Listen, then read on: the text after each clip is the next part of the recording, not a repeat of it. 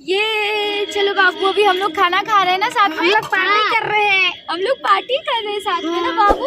हाँ। हम लोग खाई खाओ। चलो ये हम भी खा रहे हैं साथ में खाना। यही तो असली खुशी है बच्चों के साथ में ना बाबू। हाँ। खाओ और रोटी ले आओ। दीदी दीदी रोटी ला दो ना। हम लोग अभी शूटिंग कर रहे हैं, अफलातून के सेट पे है और काफ़ी मज़ा आ रहा है। हालांकि गर्मी बहुत ज़्यादा है, लेकिन मैं खाना खा रही थी तो मैं डांस अभी गाना सॉन्ग शूट है तो खाना नहीं खाती हूँ।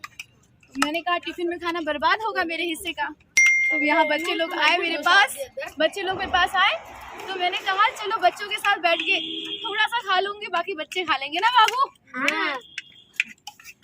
चलो खुश रहो, माता पिता से प्यार करना, ठीक।